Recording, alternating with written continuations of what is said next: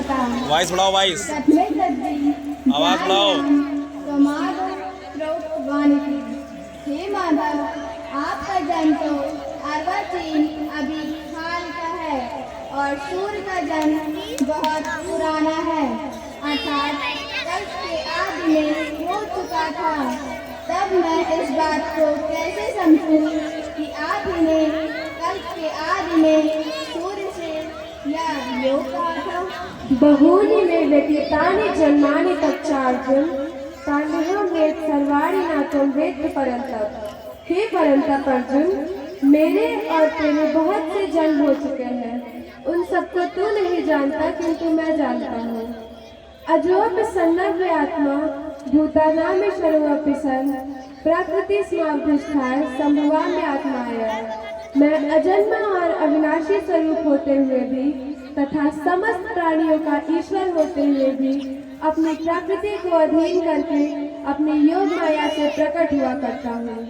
यदा यदा हि धर्मस्य ग्लानिर्भवति भारत अभ्युत्थानं धर्मस्य तदात्मानं सृजाम्यहम्।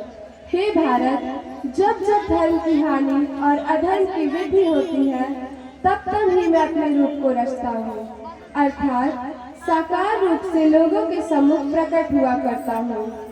परित्राणाय साधूनां विनाशाय च दुष्कृतां धर्म संस्थापनार्थाय संभवामि युगे युगे। साधु पुरुषों का उद्धार करने के लिए, पाप कर्म करने वालों का विनाश करने के लिए और धर्म की अच्छी तरह से स्थापना करने के लिए मैं युग युग में प्रकट हुआ करता हूँ। जन्म कर्म च मे दिव्यमेवं यो वेत्तिं तत्वता त्यक्त्वा देहं पुनर्जन्म नाति मामेति सुवर्जुन। हे अर्जुन, मेरे जन्म और कर्म दिव्य अर्थात निर्मल और अलौकिक है। इस प्रकार जो मनुष्य तत्व से जान लेता है वह शरीर को त्याग कर फिर जन्म को प्राप्त नहीं होता किंतु मुझे ही प्राप्त होता है। ये यथा मां प्रपद्यन्ते तांस्थैव भजाम्यहम् मम वर्तमानि वर्तन्ते मनुष्याः पार्थ सर्वशः। हे पार्थ, जो भक्त मुझे जिस प्रकार भजते हैं मैं भी उनको उसी प्रकार भजता हूँ, क्योंकि सभी मनुष्य सब प्रकार से मेरे ही मार्ग का अनुसरण करते हैं। चातुर्वर्ण्यं मया सृष्टं गुणकर्म विभागशः तस्य कर्तारमपि मां विद्धि कर्तारमव्ययम्। ब्राह्मण, क्षत्रिय, वैश्य और शूद्र, इन चार वर्णों का समूह गुण और कर्म के विभाग पूर्वक मेरे द्वारा रचा गया है।